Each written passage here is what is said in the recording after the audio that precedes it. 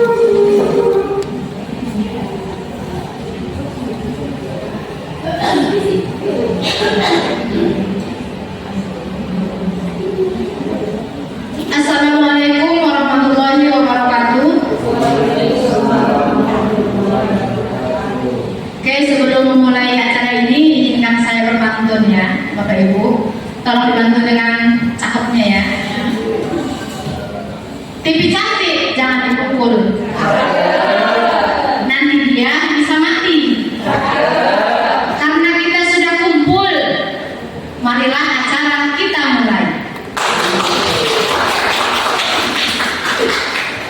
Oke, puji syukur marilah kita panjatkan atas kehadiran Allah Subhanahu wa taala yang mana pada pagi hari ini kita masih diberi kesehatan dan kesempatan sehingga kita dapat berkumpul di aula SMA Mitra yang kita cintai ini. Selawat dan salam marilah kita hadiahkan kepada junjungan kita Nabi besar Muhammad SAW yang syafaatnya begitu kita harapkan di yaumul mahsyar kelak. Yang kami hormati Bapak Kepala Sekolah SMA Mitra Inalum, yang kami hormati Bapak Ibu Wakasek SMA Mitra Inalum, yang saya hormati Bapak Ibu guru yang berhadir pada acara pagi hari ini. Nah, pada pagi hari ini Bapak Ibu kami kumpulkan di sini adalah dengan tujuan kami memberikan pemahaman kami pada calon guru penggerak ini, yaitu pada modul 1.4, yaitu dengan materi budaya positif. Nah, adapun acara ini yaitu untuk pengibasan ilmu yang telah kami pelajari pada modul ini. Nah, sebelum acara ini kita lanjutkan, ada baiknya acara tersebut kita awali dengan berdoa yang akan dibawakan oleh Pak Luman. Pada Pak Luman kami persilakan dengan segala hormat.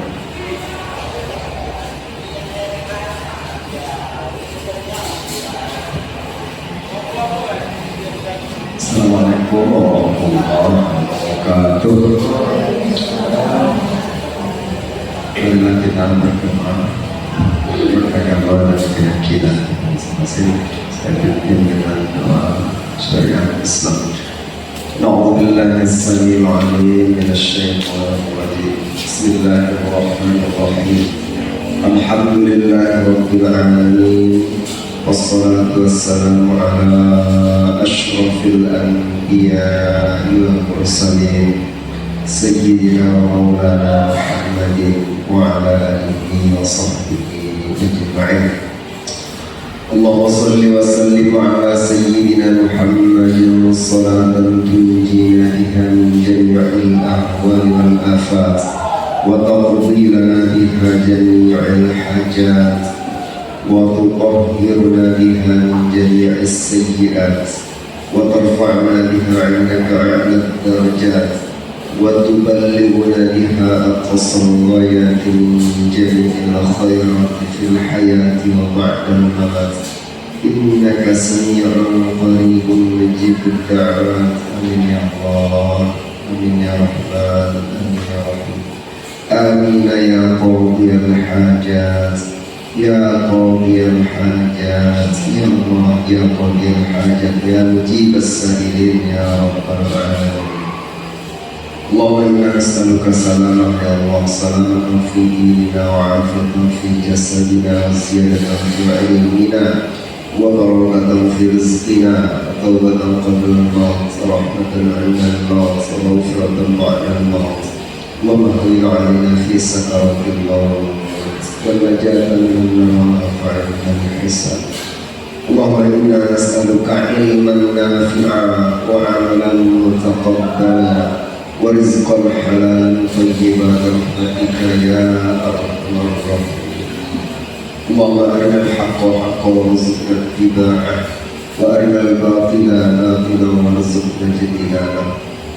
اللهم اغفر لنا ذنوبنا ولوالدينا وارحمهما كما ربيانا صغيرا ولجدنا ولجداتنا ولمشايخنا ولأساتذتنا ولمن حضرنا ولمن هو معنا ولجميع المسلمين والمسلمات والمؤمنين والمؤمنات برحمتك يا أرحم الراحمين.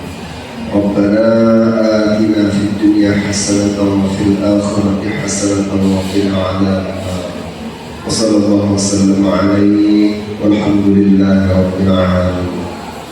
Assalamualaikum warahmatullahi wabarakatuh.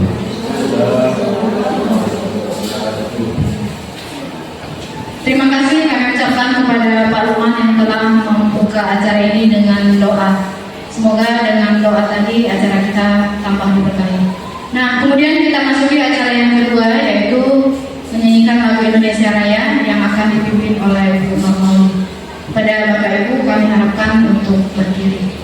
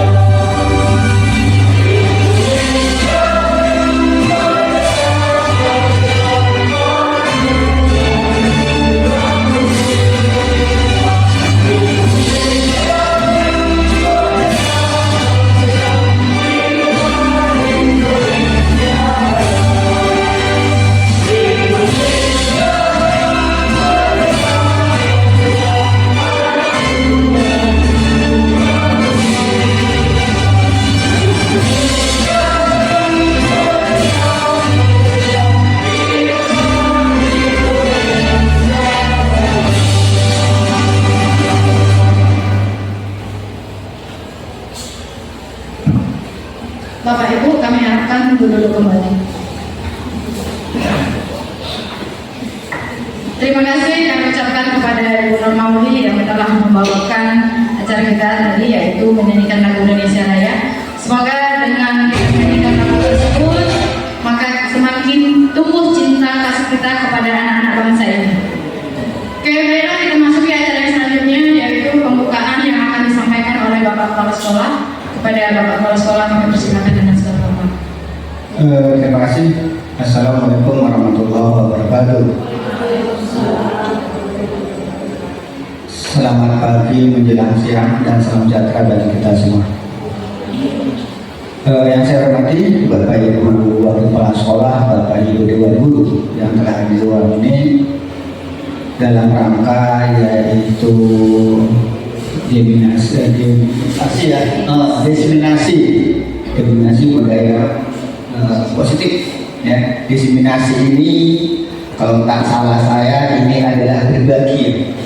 Jadi kalau Bapak Ibu setelah melaksanakan kegiatan di luar sekolah, Ibu mewakili sekolah, maka sampai di sekolah itu harus berbagi.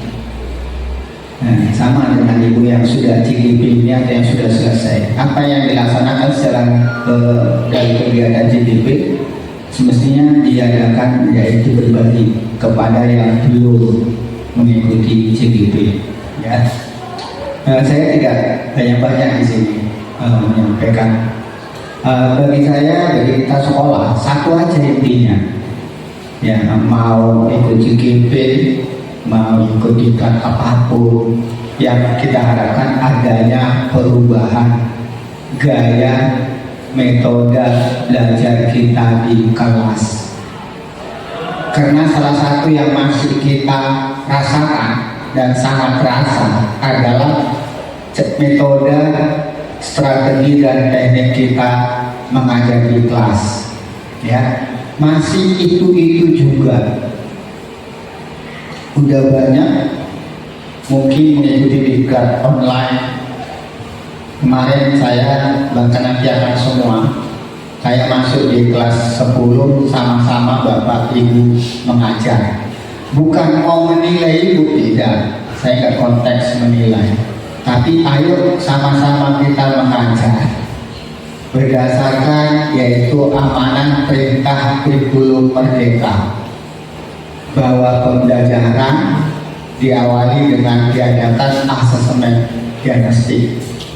Nah, kok tapi kan sini masih lemah gitu. Ya, dengan 3 gaya anak belajar. Jadi kan ada visual, ya, ada audio, ada kinesthetik. Saya kemarin sudah sama-sama ngajar dengan Bapak Ibu, dengan Ibu-ibu.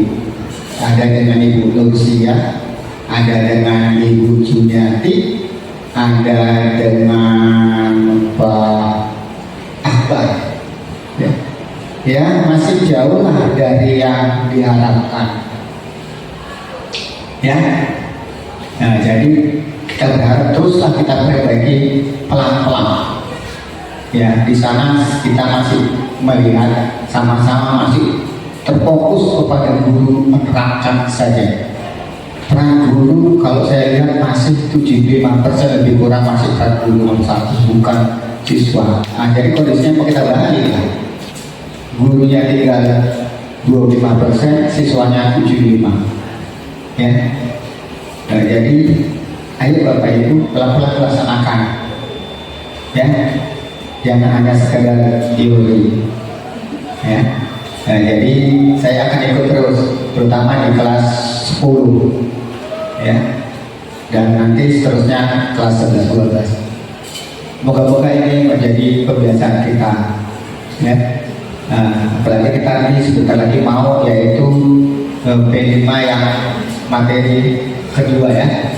Nah, nanti bulan 11 ini kita berharap ada perubahan. Pertama di pembelajaran guru, yang kedua yaitu perubahan pembelajaran siswa maupun karakternya. Mungkin Bapak Ibu kemarin kita sudah pilih yang pertama dengan suara demokrasi. Ada tak setelah kita adakan kegiatan selesai, ada tak kita lakukan seperti yaitu survei awal atau apa? Kayak mana tanggapan mereka, ya, setelah pelaksanaan ini? Bagaimana perasaan mereka? Ada nggak perubahan dalam pembelajaran? Nah, coba kita lakukan itu. Nah, jadi pada Bapak Ibu guru, harapannya satu, sesuai dengan rapor pendidikan kita, salah satu nilai yang sangat rendah kita di sana adalah tentang metode belajar siswa. Ya, jadi inilah yang salah satu penting kita perbaiki.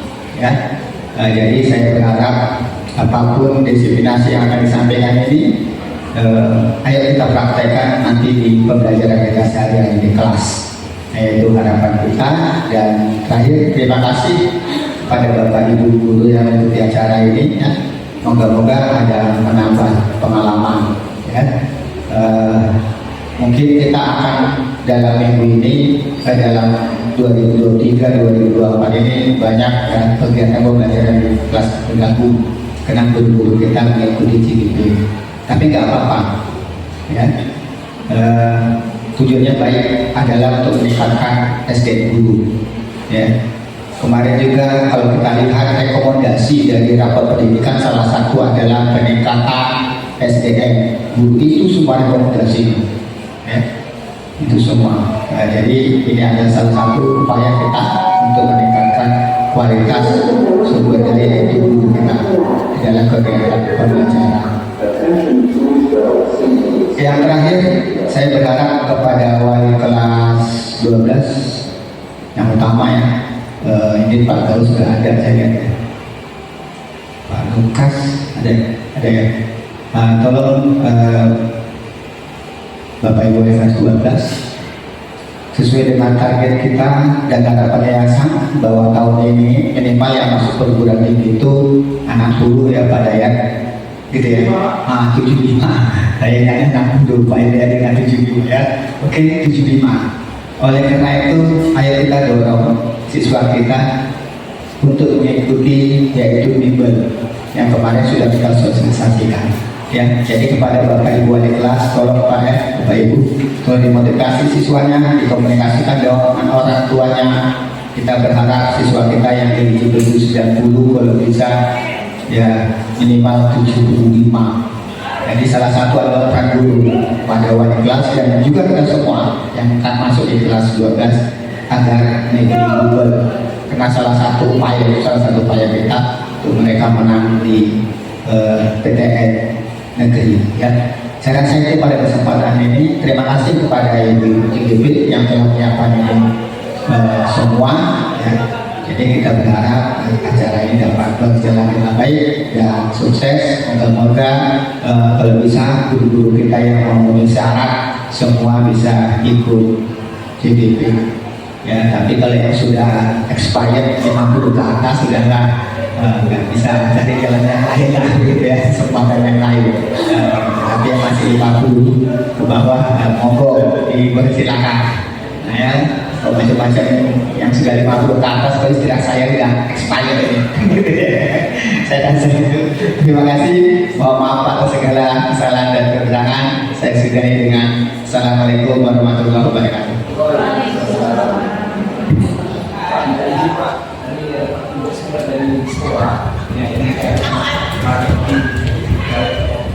Iya, nanti tanggal 28 ada acara yaitu Sumpah Pemuda tingkat Provinsi Sumatera Utara yang akan dilaksanakan di lapangan Kinabalu tadi. Dan untuk SMA SMK dibebani peserta harus melahirkan siswa sebanyak 3.000 orang. Diutamakan SMA SMK yang ada di seputaran Sungai Suka. Air putih ya. Oke, silakan Pak ya. Yang penting nanti diamankan kelas ya Pak ya. Oke, terima kasih. Dilanjutkan ya. Saya pun nggak bisa bersama karena ada kegiatan. Terima kasih. Saya sudah ada. Assalamualaikum warahmatullahi wabarakatuh. Terima kasih kami ucapkan kepada Bapak Kepala Sekolah yang telah memberikan kata sambutan dan membuka acara kita pada pagi hari ini. Oke, Bapak Ibu, saya kasih pantun sedikit lagi ya. Tolong dibantu dengan sakopnya ya. Makan nasi di pagi hari. Dimakan bersama sambal terasi. Mari kita nikmati materi ini untuk menambah wawasan diri.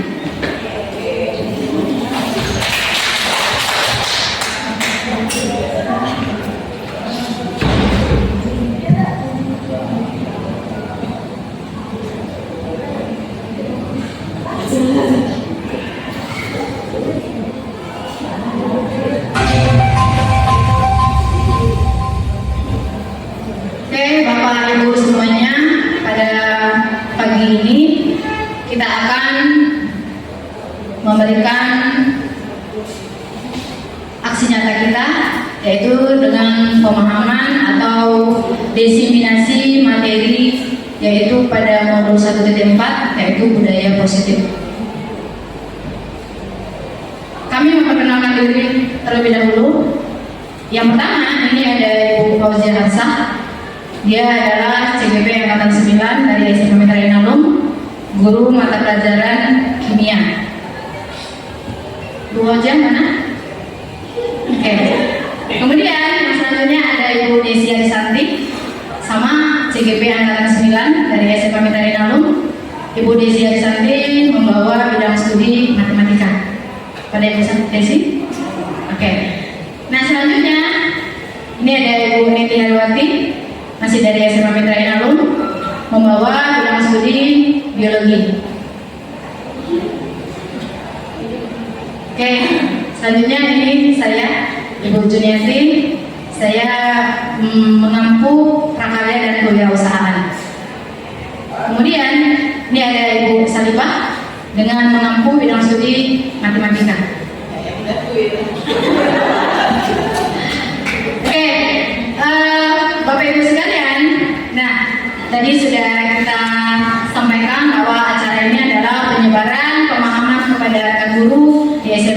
Inalum, yaitu pada materi budaya positif.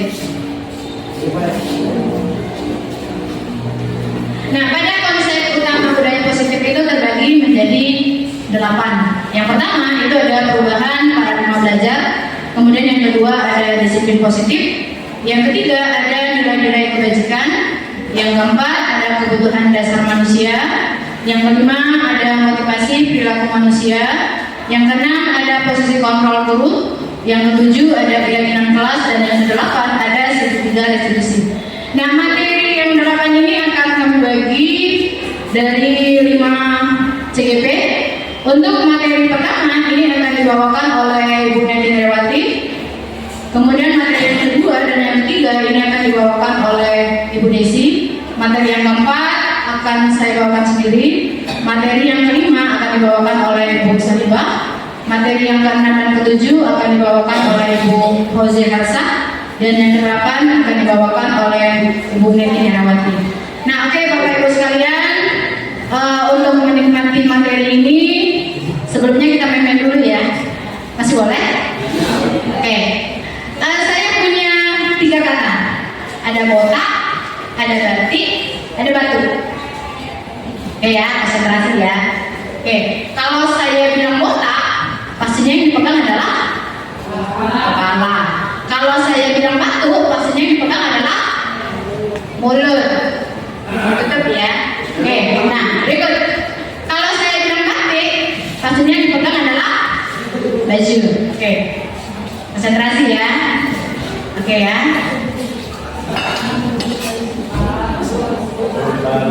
Oke, 1, 2, 3. Are you ready? Oke. Batik. Botak. Batik. Batu.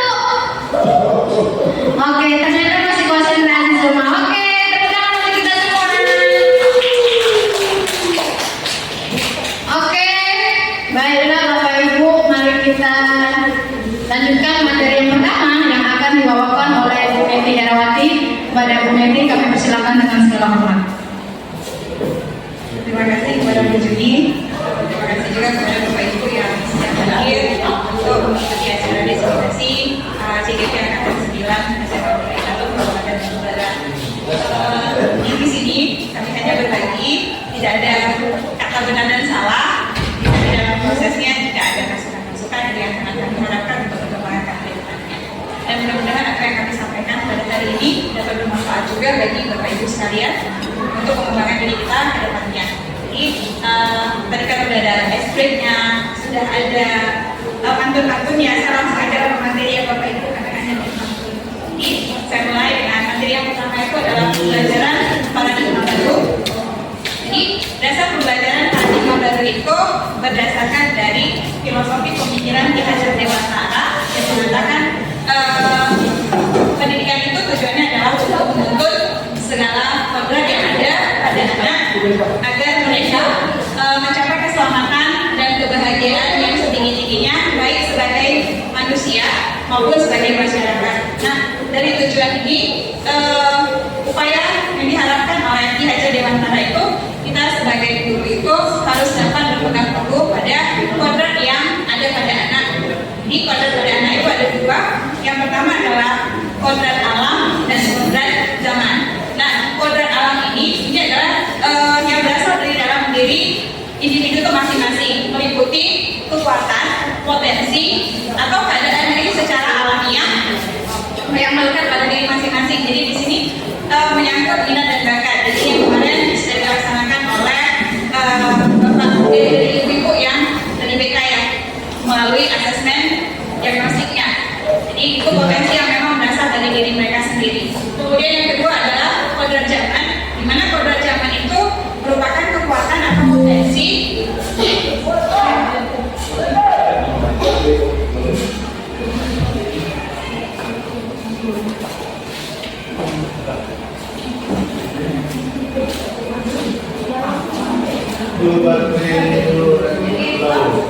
maaf Bapak Ibu, berikutnya adalah kodrat zaman. Kodrat zaman itu merupakan kekuatan atau potensi atau keadaan diri yang berubah secara dinamis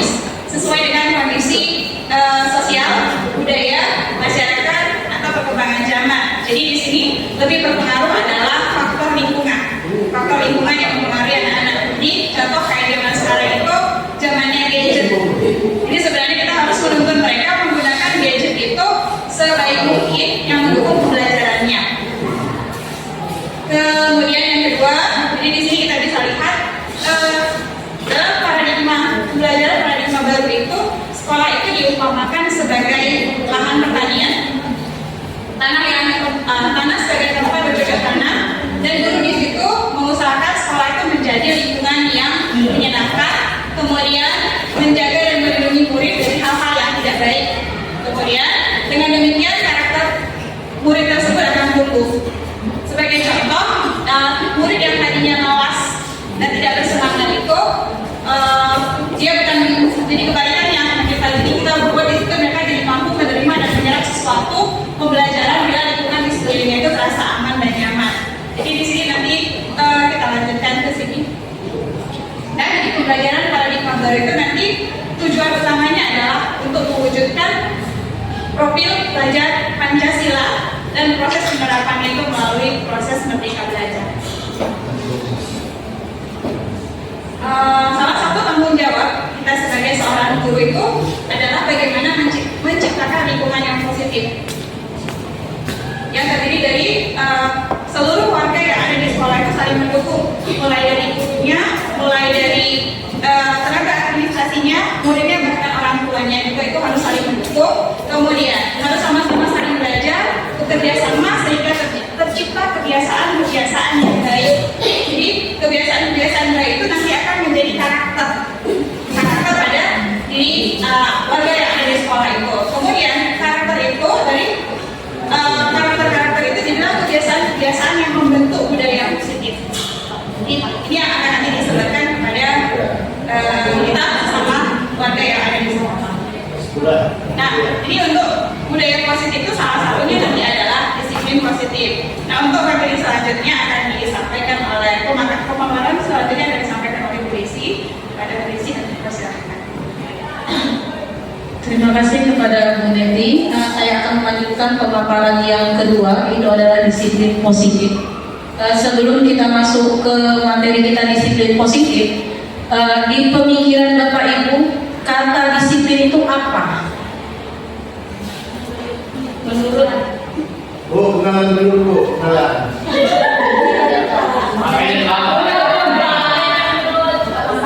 disiplin itu apa? Apa Bu Sri? Menaati peraturan. Selanjutnya tertib. Hukuman. Langsung hukuman ya Bu, baru bisa. Sanksi. Ada lagi. Sebelum kita masuk ke kata daripada disiplin positif.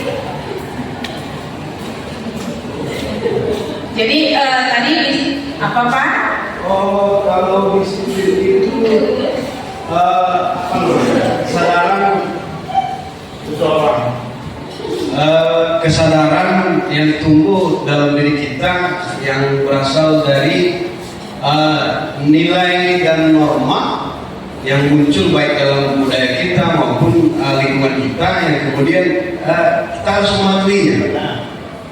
Kita percaya bahwa itulah hal-hal yang baik yang kemudian menjadi acuan dalam standar berperilaku dan bersikap. Berarti intinya adalah sikap seseorang ya Pak. Oke, Pak Lukman. Disiplin apa tadi? Positif. Disiplin dulu Pak. Oh, disiplin. Sebelum sampai ke positif, masih pengertian Ya, kita. disiplin penerapan peraturan tanpa, kalau untuk anak tanpa hukuman dan tanpa hadiah sudah disiplin itu sebenarnya menurut saya. Terima kasih. Menurut Pak Lukman, disiplin itu adalah penerapan peraturan tanpa hukuman, tanpa imbalan dan hadiah Pak ya. Oke, jadi di sini kita masuk ke dalam disiplin positif. Disiplin positif merupakan dalam bentuk budaya kita. Makna kata disiplin adalah dimaknai menjadi sesuatu yang dilakukan seseorang pada orang lain untuk mendapatkan kepatuhan. Jadi tadi kan sudah kita katakan ya, disiplin itu adalah menaati sebuah peraturan katanya. Berarti kan inilah disiplin. Disiplin itu adalah menaati kepatuhan kita terhadap apa peraturan yang ada berlaku di sekolah kita. Disiplin positif merupakan salah satu cara kita untuk disiplin yang bertujuan untuk menumbuhkan kesadaran serta memberdayakan peserta didik tanpa imbalan, reward, ancaman atau hukuman. Nah, jadi yang kata Pak Lukman tadi sudah mencakup ya ke dalam sebuah disiplin positif. Katanya kalau mendisiplin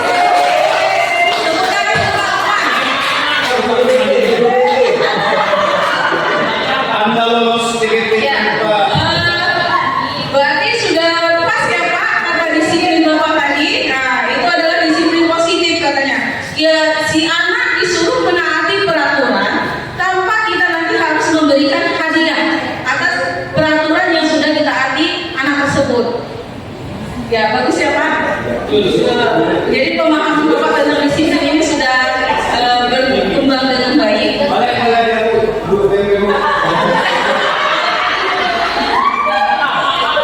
Kalau menaikkan Pak Lukman jadi guru BK kayaknya tidak wewenang saya Pak. Saya hanya mengimbaskan apa yang saya dapat dari pembelajaran kami kemarin. Nanti kalau mau naik guru BK sama kepala sekolah lah kayaknya Pak ya. Iya, iya, kita butuh bercanda juga, jangan terlalu serius. Oke, kita lanjut ke selanjutnya. Makna disiplin positif adalah sebagai pendidik. Tujuan kita itu adalah menciptakan anak-anak yang memiliki disiplin diri sehingga mereka bisa berperilaku dengan mengacu pada nilai-nilai kebajikan universal dan memiliki motivasi intrinsik dalam perubahan ke arah yang lebih baik. Jadi sebenarnya disiplin ini bisa memberikan dampak yang positif bagi si anak, tapi jangan apa ya, jangan dengan menggunakan hukuman atau memberikan imbalan kepada anak. Selanjutnya ada nilai-nilai kebajikan. Nilai-nilai kebajikan ini apa ya? Ada yang sudah pernah dengar dengan nilai-nilai kebajikan? Belum. Nilai-nilai kebajikan. Kebajikan. Biasanya kalau Lukman langsung nyambung dia ya, nilai-nilai kebajikan. Iya. Sinyalnya hari ini bagus sekali. Dia langsung kuat tentang, oh ya langsung disiplin ini adalah ini katanya. Berarti nilai kebajikan apa ya Pak? Udah Bapak itu Pak. Jangan menyampaikan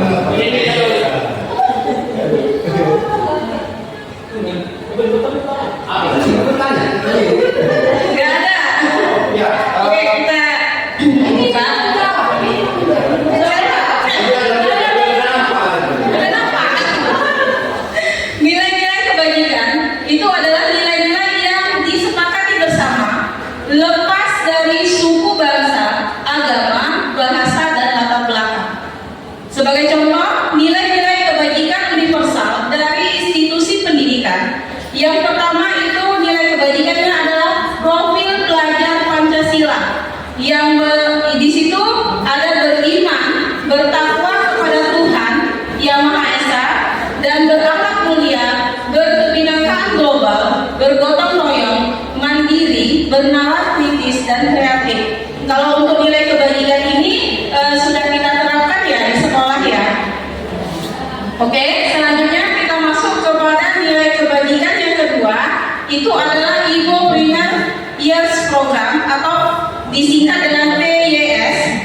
Toleransi, ya, rasa hormat, integritas, mandiri, menghargai, antusias, empati, keingintahuan, kreativitas, kerjasama, percaya diri, dan komitmen. Jadi kalau untuk nilai kebajikan yang kedua ini kita sudah memulai untuk melaksanakan kepada peserta didik kita.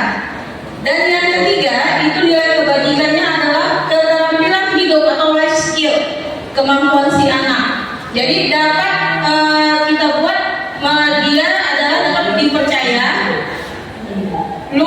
lurus hati, pendengar yang aktif, tidak merendahkan orang lain, dan memberikan yang terbaik bagi diri dirinya. Itulah nilai-nilai kebajikannya, nilai-nilai kebajikan yang ada pada sebuah institusi pendidikan. Selanjutnya, yang keempat, ini adalah kebutuhan dasar manusia. Ini nanti akan dipaparkan oleh Ibu Juni. Kepada Ibu Juni kami persilahkan. Ini asalnya dari mana?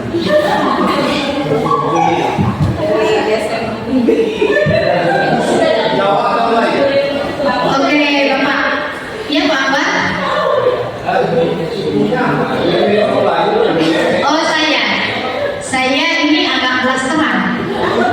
Kalau blasteran biasanya kan antara negara. Kalau saya blasteran antara suku, Pak. Kebetulan bapak saya orang Jawa, mama saya orang Kalimantan. Oh, jauh ya? Iya, jauh. Dari 2 pulau masuk ke Sumatera. Jadi kami di sini sebagai Punja Kesuma, Putri Jawa numpang di Sumatera. Oke,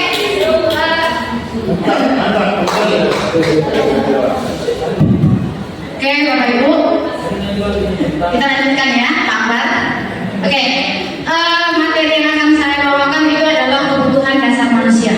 Nah, kita sebagai manusia pasti memiliki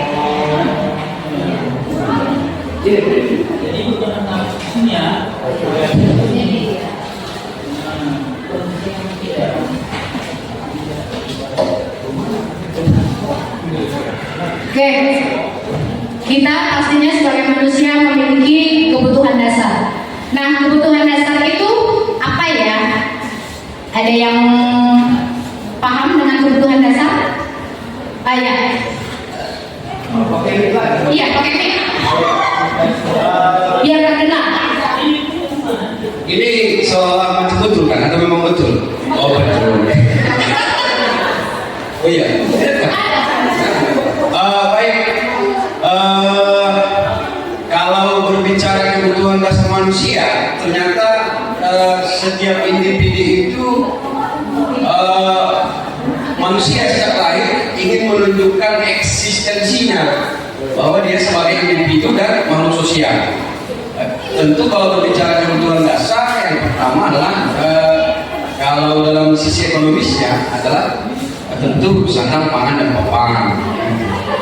Ya, kalau setiap hari kita kebutuhan dasar pertama itu adalah setelah bangun tidur, kemudian sarapan, gitu kan. Setelah itu kita kemudian berlanjut kepada kebutuhan dasar untuk menunjukkan eksistensi kita sebagai manusia. Ya, saya mau bilang ini seperti apa? Kekuasaan berarti ya? Iya, maksudnya bukan kekuasaan ketika sesuatu, iya, ketika misalnya dalam anak-anak gitu, dia kemudian meminta agar dia diperlakukan sebagai anak. Nah, kemudian ketika kita sebagai guru, kemudian kita kepingin kebutuhan dasar kita adalah bahwa ada pengakuan terhadap status kita hari ini. Misalnya kita punya kerjaan, punya istri, dan punya keluarga. Gitu. Nah, kemudian dan seterusnya. Saya kira itu. Terima kasih. Oh ya, terima kasih Pak Akbar. Pak Rumah mau menambahi? Oke. Ya. Kebutuhan dasar manusia berarti kalau menurut saya dia merasakan aman, kemudian dia merasa ingin dicintai, ingin dimiliki, apa ya? Pokoknya seperti itulah.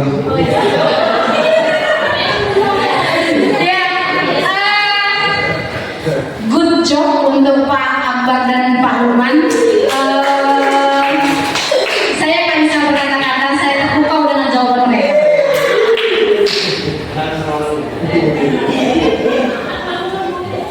Saking nggak terpukaunya hilang. Oke, ini ada kebutuhan dasar manusia. Nah, kebutuhan dasar manusia adalah segala sesuatu yang kita lakukan untuk mendapatkan apa yang kita inginkan. Nah, seluruh tindakan yang kita lakukan memiliki tujuan tertentu dan semua usaha terbaik yang kita lakukan adalah rangka agar kebutuhan dasar kita terpenuhi. Nah, di sini ada 5 kebutuhan dasar manusia. manusia seperti yang sudah diutarakan oleh Pak Akbar dan Pak Luman tadi. Yang pertama itu adalah kebutuhan dasar untuk bertahan hidup. Nah, untuk bertahan hidup kita pastinya butuh makan, tempat tinggal, pakaian. Nah, kemudian yang kedua, ini seperti dikatakan Pak Luman, yaitu kebutuhan dasar kita adalah kasih sayang. Kita ingin dicintai, kita ingin dikasihi, kita ingin diperhatikan. Kemudian yang ketiga, itu kebutuhan dasarnya adalah kebebasan. Kita tidak mau berada di zona yang itu saja, kita mudah merasa muak, itu salah satu contohnya. Kemudian yang keempat, ini adalah kesenangan. Jadi setelah seharian kerja, kita butuh happy-happy untuk meluangkan waktu happy, kita suruh tertawa ini segala macam. Itu contoh dari kebutuhan kita untuk memenuhi kebutuhan yang kesenangan tersebut. Nah, kemudian yang terakhir, ini adalah penguasaan yang seperti dikatakan oleh Pak Akbar tadi, yaitu kebutuhan kita untuk diakui di mana saja. Ini memiliki power. Nah, kemudian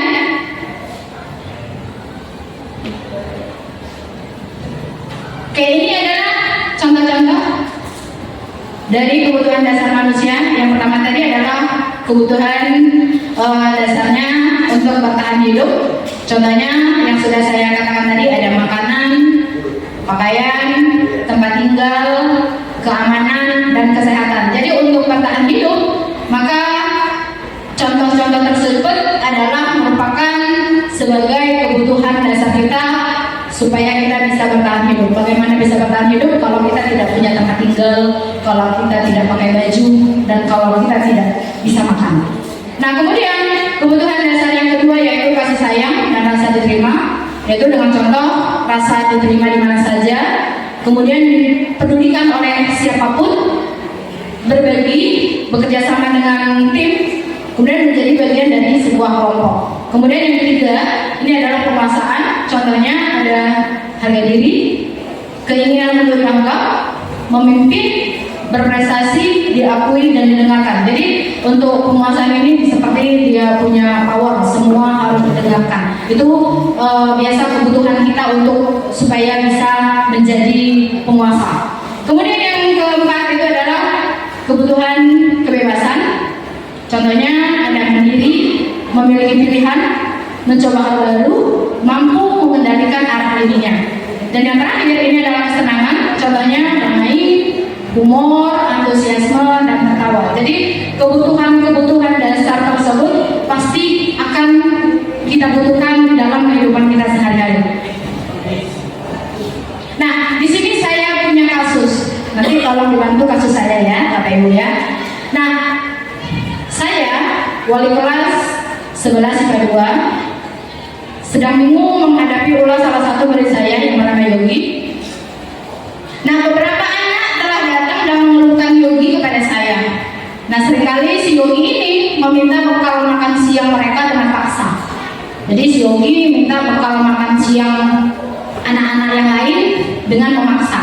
Nah, itu kasusnya ya. Jadi cluenya adalah Yogi sering minta bekal makan siang teman-temannya dengan paksa. Nah, jika Bapak Ibu menjadi saya, maka apa yang akan Bapak Ibu lakukan terhadap Yogi tersebut? Nah, kira-kira dari kebutuhan 5 tadi, mulai dari bertahan hidup, kasih sayang, penguasaan, kebebasan, dan kesenangan, si Yogi ini pastinya memiliki 5 kebutuhan dasar tersebut.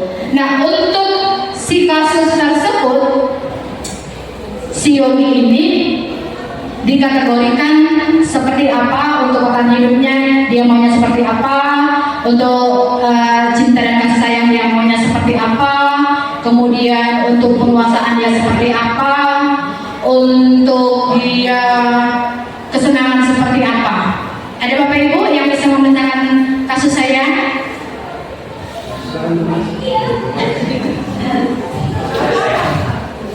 Ya, oh di sini sepertinya Bu Sri bisa memecahkan.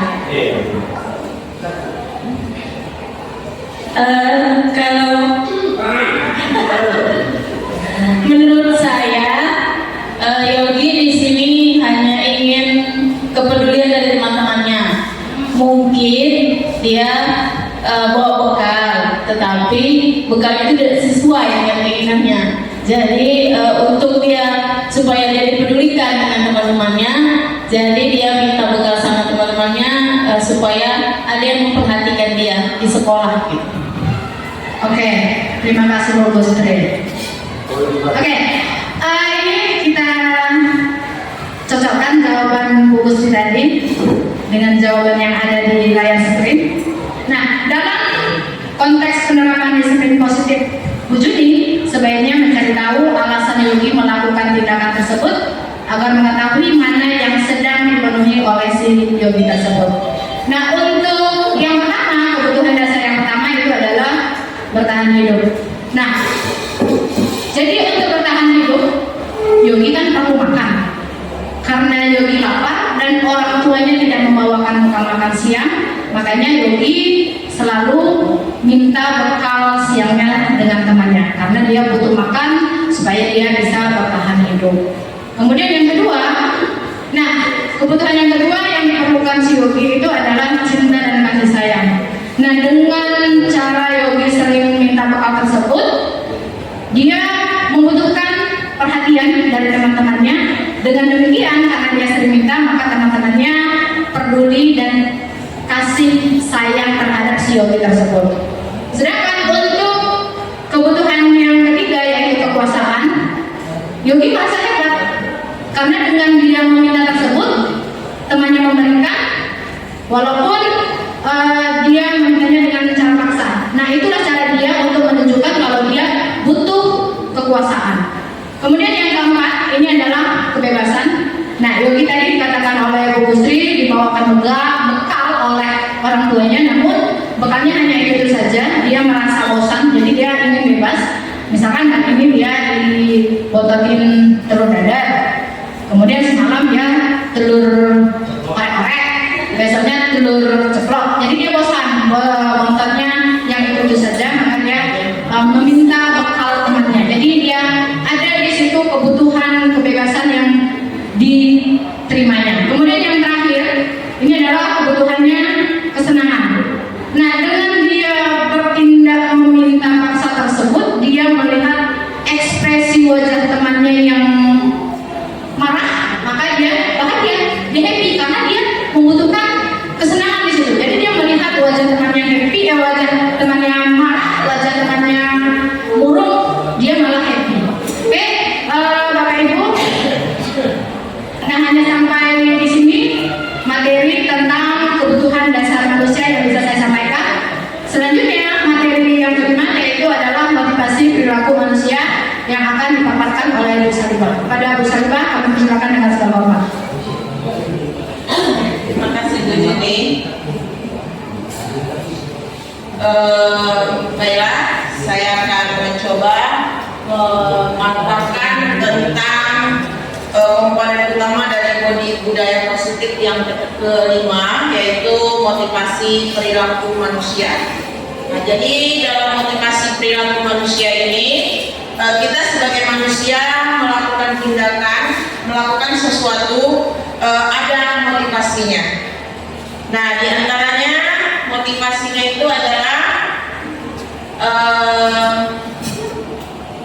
ada dua motivasi, yaitu motivasi eksternal dan motivasi internal. Yang masuk ke dalam motivasi eksternal itu adalah yang pertama, untuk menghindari hukuman atau ketidaknyamanan.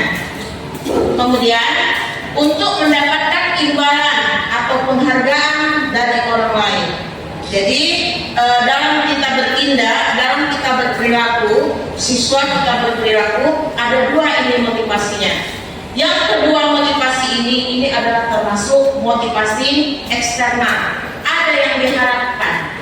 Yang pertama untuk menghindari hukuman, kemudian yang kedua untuk mendapatkan imbalan. Sedangkan motivasi internal itu adalah motivasi yang menjadi orang yang mereka inginkan dan menghargai diri sendiri dengan nilai-nilai yang mereka percayai. Artinya motivasi itu datang dari diri kita sendiri, tidak karena ada embel-embel yang lain. Selanjutnya, dari motivasi ini muncul apa yang dinamakan dengan hukuman. Kemudian ada yang disebut dengan konsekuensi, ada restitusi. Apa itu hukuman? Hukuman itu tidak terencana, sifatnya tiba-tiba. Kemudian dalam hal ini siswa tidak tahu apa yang akan terjadi. Jadi dia tidak dilibatkan dalam membuat hukuman itu. Hukumannya itu tiba-tiba saja diberikan oleh penghukum. Katakanlah kita di sini sebagai guru. Kemudian dia bersifat satu arah. Jadi guru langsung melakukan hukuman apa hukuman sama anak. Kemudian yang keempat, dia berupa hukuman fisik. Mudah-mudahan kita tidak lagi menggunakan hukuman fisik ini. Kemudian konsekuensi. Apa itu konsekuensi? Nah, di konsekuensi dia terencana, yaitu disepakati sesuai peraturan. Jadi hukuman itu sudah kita sepakati dulu. Jadi sebelum ada hukuman, antara siswa dengan guru sudah membuat kesepakatan. Misal, apa konsekuensinya kalau kita terlambat? Ini sudah disampaikan sama siswanya. Berikut, siswanya tetap dibuat tidak nyaman. Jadi walaupun dia sudah ada konsekuensinya, sudah ada perjanjian, tapi dia tetap merasa tidak nyaman. Kemudian yang ketiga, sikap guru selalu memonitor. Ya, jadi kita tetap menjadi memonitor siswa kita yang melakukan atau melanggar kesepakatan atau membuat kesalahan. Nah, kemudian ada yang disebut dengan restitusi. Apa itu restitusi? Nah, ini restitusi yang pertama adalah proses menciptakan kondisi bagi siswa untuk memperbaiki kesalahannya. Nah, jadi kita ciptakan supaya siswa itu sadar dia membuat kesalahan dan dia berusaha untuk memperbaiki kesalahan itu. Baru kemudian yang kedua, itu proses kolaboratif yang mengajarkan siswa untuk mencari solusi sendiri. Jadi setelah dia melakukan pelanggaran, dia sadar bahwa itu salah, kita juga ajak dia bersama untuk apa yang harus dia lakukan untuk memperbaiki kesalahan dia tersebut. Selanjutnya, nah ini ada beberapa permasalahan tentang hukuman atau konsekuensi. Ini yang pertama, lari mengelilingi lapangan basket 2 kali karena terlambat hadir di sekolah. Kira-kira ini apa? Hukuman atau konsekuensi? Hukuman. Ya, oke, ikut membersihkan coretan yang dibuatnya di meja tulis. Apa ini? Konsekuensi. Oke, berikut. Siswa diminta untuk push up 15 kali karena tidak menggunakan dasi saat di sekolah. Apa ini? Ya, hukuman. Oke, kita lihat sesuai dengan pemaparan kita tadi bahwa nih, lari mengelilingi lapangan basket 2 kali karena terlambat hadir di sekolah itu berupa hukuman. Kenapa dia hukuman? Iya, fisik dan tiba-tiba ya. Anak tadi nggak tahu dia bakal dikasih hukuman apa ini sama gurunya, ya. Kemudian yang kedua, membersihkan coretan yang dibuatnya di meja tulis. Kenapa konsekuensi? Kenapa? Bapak Ibu, apa Bu Putri? Karena sudah ada peraturannya. Sudah ada peraturannya. Oke, yang lain ada? Ada lagi?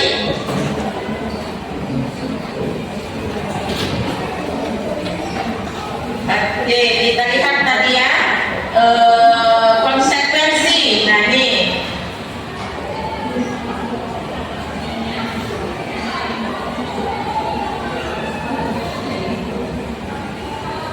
ya, konsekuensi berencana disepakati sesuai peraturan, kemudian tetap dibuat tidak nyaman, dan kita sebagai guru selalu memonitor muridnya.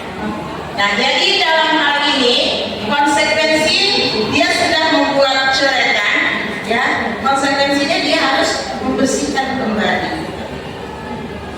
Ya.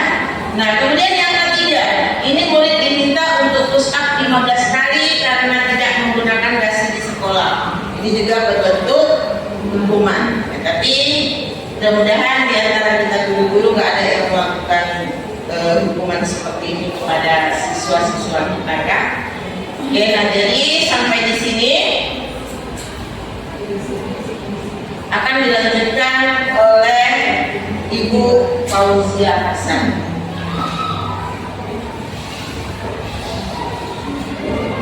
Ya, terima kasih kepada Bu Salibah. Sebelum saya lanjutkan, beri saya waktu sedikit untuk berpantun ya Bapak Ibu. Seperti dibilang Bu Juni tadi, betul untuk memberikan cakepnya. Jadi makan duku manis rasanya. Yang jual Bu Nina. Sekarang giliran saya. Terima kasih kesempatannya. Oke. Sekalian promosikan dong Bu Nina. Iya Pak, beliau kan berhasil kan Bu Nina? Iya. Oke, terima kasih. Saya lanjutkan. Jadi saya masuk di materi mengenai 5 posisi kontrol guru. Jadi guru itu memiliki posisi kontrol ya. Ada 5. Yang pertama adalah sebagai penghukum. Yaitu kalau sebagai penghukum, seorang penghukum bisa menggunakan hukuman fisik ataupun verbal. Biasanya guru yang dengan posisi kontrol menjadi penghukum itu akan berkata kepada siswanya, patuhi aturan saya, atau awas ya, kemudian kamu selalu salah, selalu pasti kamu yang terakhir. Nah, kalau kita sering menggunakan kata-kata itu, maka posisi kontrol kita itu sebagai guru adalah penghukum.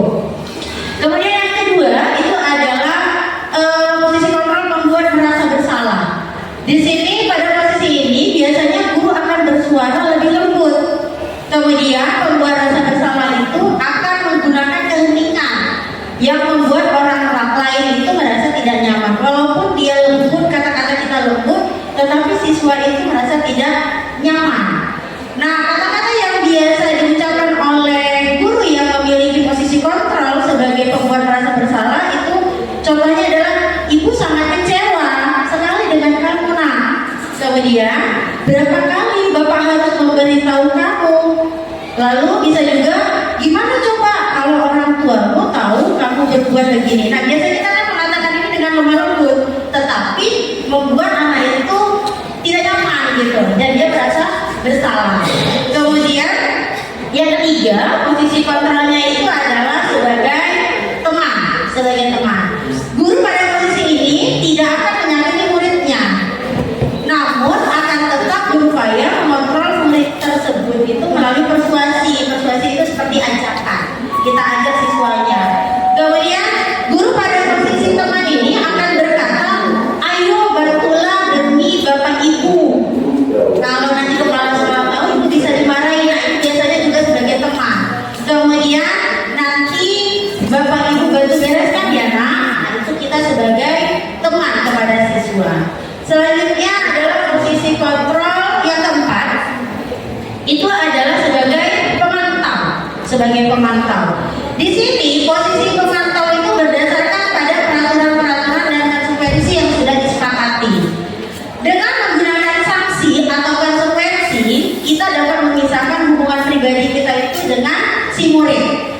Nah, guru pada posisi pemantau ini itu akan berkata, contohnya peraturannya apa nak? Kemudian apa yang telah kamu lakukan? Selanjutnya sanksi atau konsekuensinya apa setelah kamu melakukan suatu kesalahan. Jadi kalau kita berkata seperti itu, posisi kontrol kita adalah sebagai pemantau. Kemudian ada yang kelima, itu sebagai manajer. Ya, ini adalah posisi di mana guru berbuat sesuatu bersama dengan muridnya. Lalu kita sebagai guru itu mempersilahkan murid kita untuk mempertanggungjawabkan perilakunya atau kesalahan yang sudah diperbuat. Kemudian kita mendukung murid itu agar dapat menemukan solusi dari apa yang sudah dilakukan sebelumnya. Nah, pada posisi ini kita sebagai guru itu biasanya akan mengatakan apa yang kita yakini. Artinya kembali ke keyakinan kelas yang sudah disepakati sebelumnya. Jadi kita bertanya kepada siswa, keyakinan apa yang sudah dilanggar, keyakinan apa yang sudah kita sepakati. Kemudian jika kamu meyakininya, apakah kamu bersedia memperbaikinya? Jadi di posisi manajer ini kita sudah punya kesepakatan atau keyakinan kelas, lalu kita meminta siswa itu bagaimana cara memperbaikinya setelah dia melakukan kesalahan-kesalahan. Selanjutnya, jika kamu memperbaiki hal ini, ya hal ini menunjukkan tentang apa dirimu. Jadi kalau dia sudah memperbaiki itu, kira-kira karakter apa yang mau diambilnya atau yang akan didapatkan ke depan. Jadi ini adalah posisi kontrol yang kelima, manajer. Nah, kita sebagai guru, ya sebagai guru setelah kami belajar dan kita sama-sama belajar bahwa posisi kontrol ini, yang manajer inilah yang sebaiknya kita miliki sebagai guru. Ya, kembali lagi saya bilang kita sama-sama belajar karena kami juga masih tahap yang awal, dan dari belajar inilah kami tahu bahwa ternyata posisi kontrol yang benar itu adalah yang di manajer. Jadi kita tidak menyalahkan siswa langsung dengan kesalahan-kesalahannya, tetapi meminta dia untuk memikirkan, untuk mencari solusinya dengan kita bimbing, kita tuntun. Jadi itu posisi kontrol manajer. Selanjutnya Bapak Ibu, ini ada contoh-contoh penerapan dari 5 posisi kontrol guru. Saya punya kasusnya itu adalah siswa tidak memakai atribut lengkap saat upacara bendera. Jadi ada yang pertama, hormat pada bendera selama 1 jam. Jadi kalau kita memberikan ini berarti kita masih sebagai penghukum, gitu, sebagai penghukum. Kemudian yang kedua, berapa kali ibu harus memberitahumu kalau kamu itu selalu saja mengecewakan ibu, gitu. Jadi kalau kita mengatakan ini masih posisi kontrol yang membuat rasa bersalah kepada siswa. Jadi kan kalau kita mengutarakan itu biasanya siswanya tertunduk, gitu. Ya biasanya. Selanjutnya, ini ada yang ketiga. Ayo dong, ikuti aturan sekolah. Kalau bantu ibu ya nak, sekali ini aja. Ya sudah, tidak apa-apa. Lain kali jangan sampai berbuat seperti ini lagi ya. Nah ini kita posisi teman. Gak pernah ya Bapak Ibu? Kata Bu Sri deh, gak pernah ya posisi ini. Enggak ya, Bu Baris gimana? Enggak. Belum bisa. Gak apa-apa Bapak Ibu, namanya juga belajar ya kan. Dan semuanya tidak ada yang instan. Kami pun gitu yang kami pelajari. Kemudian yang pemantau ini contohnya, kamu sudah melanggar peraturan sekolah, kamu tahu konsekuensinya. Kemudian setelah upacara kamu beli atributnya ke koperasi dan jangan diulangi lagi. Nah ini kita sebagai pemantau. Kalau ini saya rasa sering, ya. Jadi kita tanya dari sini mana, kalau hilang kita arahkan dia untuk membelinya ke koperasi. Gitu. Kemudian ini yang manajer. Apakah kamu tahu kesalahannya? Kira-kira bagaimana kamu memperbaiki kesalahanmu? Nah ini adalah posisi manajer. Kata-kata ini bisa kita ucapkan saat siswa-siswa kita melakukan kesalahan. Jadi siswa itu diminta untuk dia dulu nih mengutarakan apa salahnya, kemudian keyakinan kelas apa yang dilanggarnya, dan bagaimana cara dia menyelesaikan permasalahan tersebut. Tapi tetap dengan kita tuntun, bukan kita lepas. Nah, ini Bapak Ibu ada beberapa pertanyaan. Posisi kontrol apakah aku? Nah, dengan kata-kata itu, saya kecewa sekali dengan kamu. Betul. Saya kecewa sekali dengan kamu. Kira-kira posisi kontrol apa ini Bapak Ibu? Membuat rasa bersalah. Kita lihat ya Bapak Ibu. Iya benar. Berarti udah paham ya Bapak Ibu. Sudah ditepuk tangan untuk dikasih. Kemudian yang kedua, posisi kontrol apakah aku? Kamu tidak pernah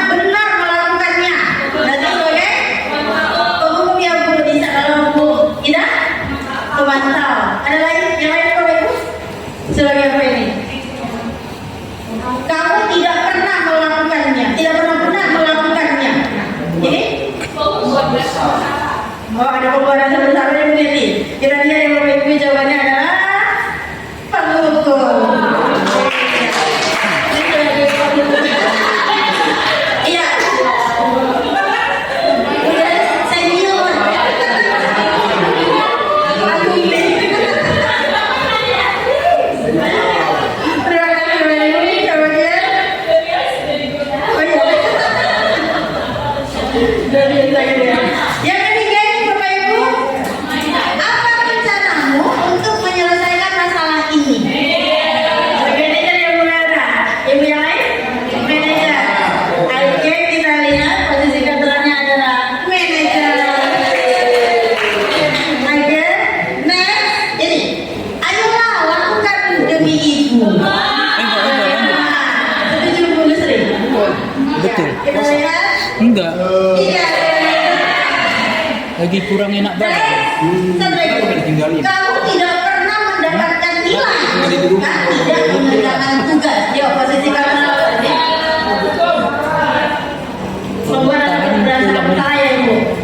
Ayo burun. Sepertinya susah kalau burun sampai mukanya. Ayo burun. Kira-kira apa ini? Membuat anak bersalah. Boleh nanya sama Ibu Beta ya kan? Bu Putri kan? Bu Putri kira-kira Ibu Putri. Sebagai apa Ibu? Pengantar. Kita lihat sama-sama. Ya jawabannya adalah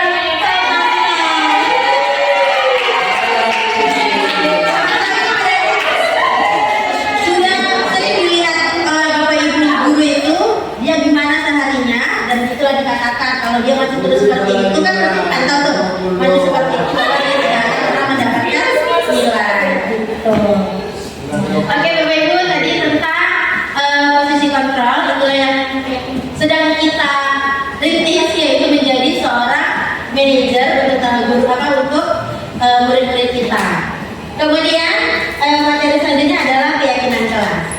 Kalau keyakinan kelas ini adalah nilai-nilai kebajikan atau prinsip-prinsip universal yang disepakati bersama secara universal. Ini arti dari keyakinan kelas. Kemudian ini ada pertanyaan, mengapa harus keyakinan kelas? Kenapa tidak peraturan kelas? Ya, kenapa harus keyakinan kelas bukan peraturan kelas? Maka jawabannya Bapak Ibu, ini kita ambil menurut si Pak Gosen, ya, itu ada suatu keyakinan akan lebih memotivasi seseorang dari dalam atau memotivasi secara intrinsik. Seseorang akan lebih tergerak dan bersemangat untuk menjalankan keyakinannya daripada hanya sekedar peraturan-peraturan yang ada. Kemudian murid-murid pun akan demikian. Mereka perlu mendengarkan dan mendalami tentang suatu keyakinan daripada hanya mendengarkan peraturan yang mengatur mereka harus begini dan harus begitu. Jadi makanya kenapa harus lebih baik adalah keyakinan kelas daripada peraturan kelas, Bapak Ibu. Ini ada lingkaran dari budaya positif. Jadi yang paling dalam itu yang warna pink itu adalah peraturan kelas. Jadi di dalam kelas kita itu biasanya peraturan kelas yang kita gunakan. Lalu dari peraturan kelas itu bisa kita buat menjadi keyakinan kelas. Jadi memang kita dari awal kenal itu adalah peraturan kelas. Berarti akan banyak peraturan-peraturan kelas atau peraturan-peraturan sekolah. Nah dari peraturan itu akan naik menjadi keyakinan kelas. Nah kalau keyakinan kelas itu kita lakukan Bapak Ibu, maka akan terciptalah lingkungan yang positif baik di kelas ataupun di sekolah. Nah dari lingkungan positif itu maka akan berakarlah atau akan menjadilah budaya positif di sekolah kita atau di kelas yang kita ampu. Ini Bapak Ibu,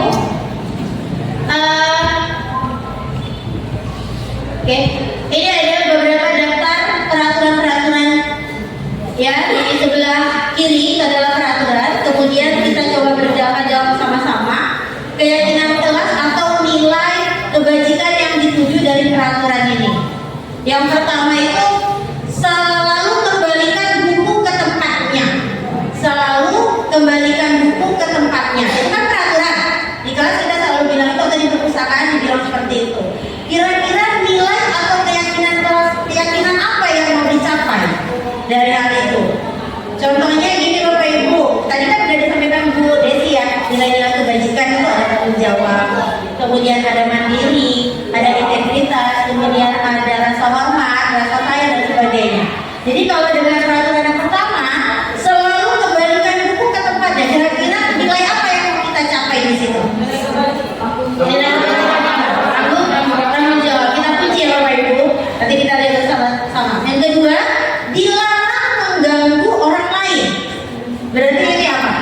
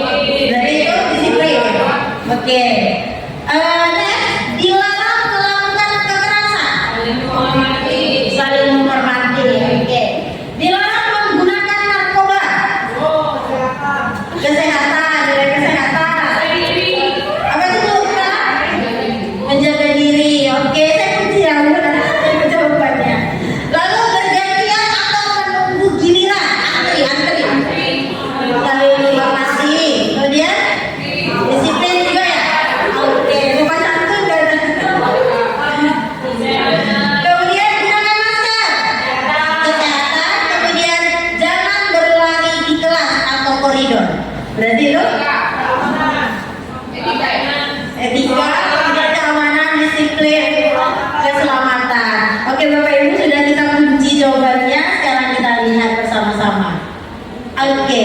Untuk yang pertama, selalu kebalikan buku itu adalah tanggung jawab. Jadi nilai itulah yang bisa dijadikan ke keyakinan kelas Bapak Ibu. Berarti di kelas itu atau di perpustakaan itu keyakinannya pertama harus tanggung jawab. Yang kedua adalah dilarang mengganggu orang lain. Berarti itu adalah menghormati orang lain dan diri sendiri. Kemudian hadir di sekolah 15 menit sebelum pembelajaran dimulai itu adalah menghormati orang lain juga.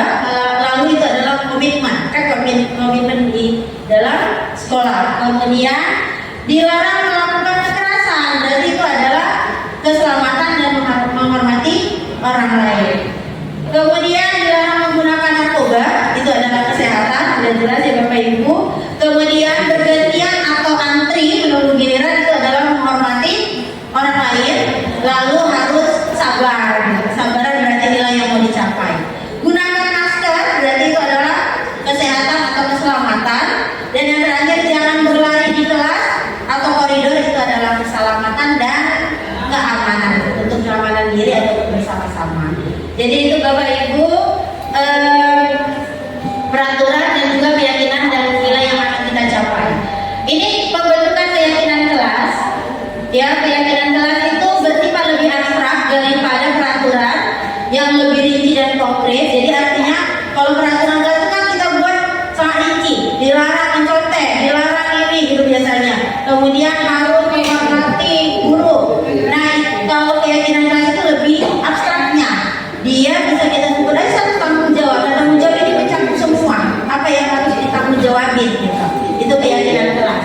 Kemudian keyakinan kelas berupa pernyataan-pernyataan yang universal ini tadi yang lebih umum, global. Kemudian pernyataan keyakinan kelas itu senantiasa kita bentuk dalam bentuk yang kalimat positif. Jadi dia biasa keyakinan kelas itu bukan dilarang, tidak boleh kan gitu, tapi tanggung jawab, lalu toleransi, lalu menghormati orang lain. Itu perbedaannya dengan peraturan tadi.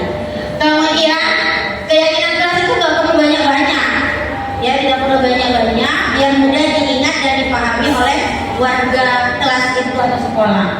Selanjutnya adalah keyakinan kelas itu sebagai sesuatu yang dapat diterapkan di lingkungan sekolah atau kelas. Jadi nggak dipaksa-paksa, bukan yang harus dipaksakan harus ini enggak, tapi kesepakatan mana yang bisa diterapkan. Selanjutnya semua warga kelas itu hendaknya ikut berkontribusi. Jadi dalam pembuatannya itu seluruh warga kelas itu harus ikut. Siswanya, gurunya, kalau itu di kelas, kalau di sekolah semua harus ikut dalam pembuatan keyakinan. Kemudian bersedia meninjau kembali keyakinan dari waktu ke waktu, karena kan bisa saja berubah dari waktu ke waktu, jadi boleh dipantau. Ini menyusun keyakinan kelas. Ini contohnya Bapak Ibu yang sudah saya lakukan di kelas. Ya, yang pertama itu sebelum saya diskusi dengan murid-murid saya, itu saya tunjukkan dulu ada video di PMM kita, ada Bapak Ibu di topik budaya positif itu ada video mengenai keyakinan kelas dan peraturan. Itu dulu saya tunjukkan. Kemudian saya ajak siswa saya diskusi di sini. Yang pertama itu adalah menentukan dulu peraturan-peraturan yang ada di dalam kelas. Hasil peraturan yang kami bahas. Jadi dituliskan di kertas ya bersama-sama di meja kurung seperti itu. Kayak peraturan-peraturan apa yang ada di kelas kami. Kemudian didapatlah kesepakatan kelas, peraturan kelasnya itu ya Bapak Ibu. Jadi ada 13 atau 14 item gitu yang disampaikan oleh siswa-siswa itu, dituliskan di kertas itu. Nah, setelah mereka menuliskan, mencatat kesepakatan kelasnya, jadi ini berbeda ya Bapak Ibu, kesepakatan dan keyakinan. Barulah kami rumuskan dari yang 13 item tadi, itu kami rumuskan, kami cari yang tujuannya sama. Yang tujuannya sama, misalnya bertanggung jawab, mana yang bisa menuju ke tanggung jawab banyak gitu. Misalnya harus mengerjakan tugas dengan tepat waktu, itu kan tanggung jawab. Kemudian meletakkan sepatu di rak sepatu, itu kan juga tanggung jawab. Nah, ini bisa dijadikan satu, makanya dijadikanlah keyakinan pertama adalah tanggung jawab gitu. Yang kedua yang kami jaga itu adalah menghargai sesama. Ini kenapa siswa saya membuat menghargai sesama, karena sering ada cekcok di dalam kelas. Jadi mereka dari peraturan-peraturan yang ada itu mereka menyepakati kita buat aja Bu, menghargai sesama, baik sesama siswa dan juga sesama dengan guru-gurunya yang masuk. Lalu yang terakhir itu adalah toleransi. Di sini kenapa toleransi? Kan siswa saya di 12 MIPA 3 itu ada yang Islam dan ada yang Kristen. Jadi ada yang teroke gitu kan. Jadi siswa saya merasa yang Kristen karena yang ada yang agak Pak Ustadz di kelas saya itu ada si Ilham. Ilham itu suka sholawatan gitu.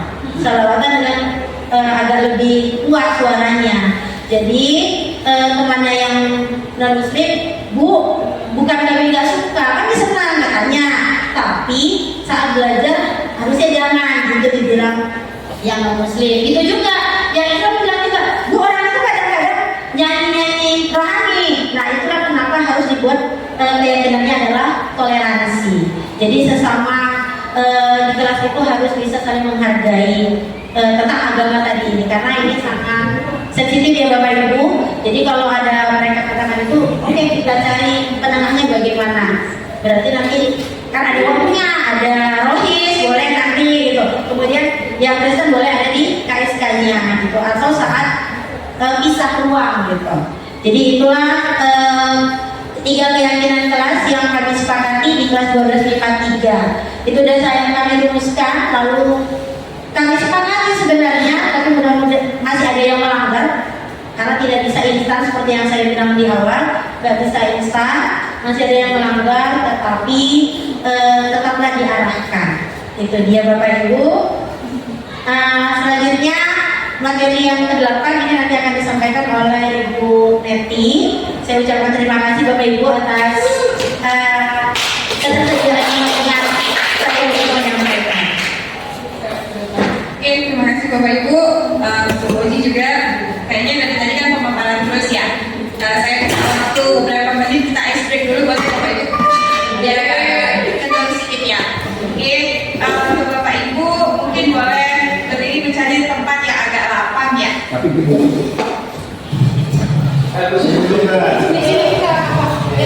Sini kita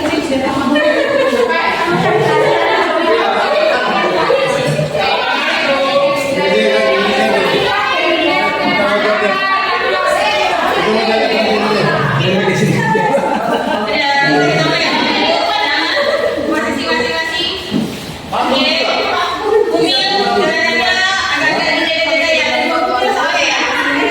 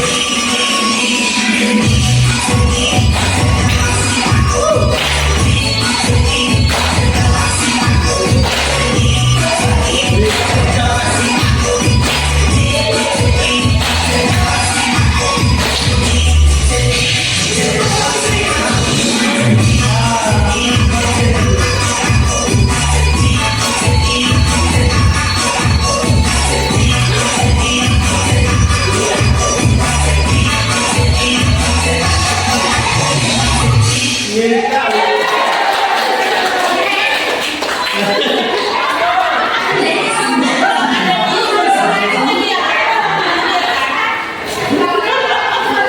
ini bukan lagi segar, ringsek kok. Ringsek.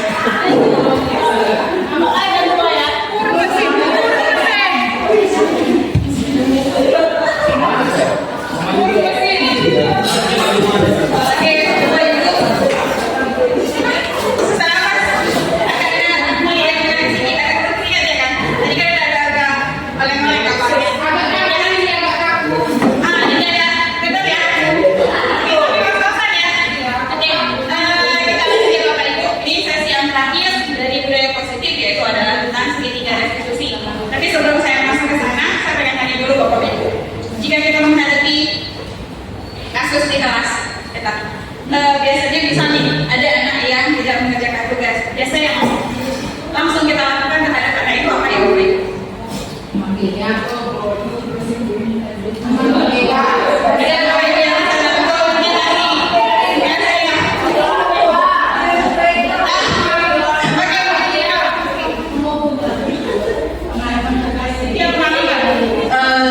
Biasanya guru kalau ada kerjaan tugas muridnya dilaporkan ke guru BK, Bu. Oke, langsung ya langsung ke BK ya, Bu.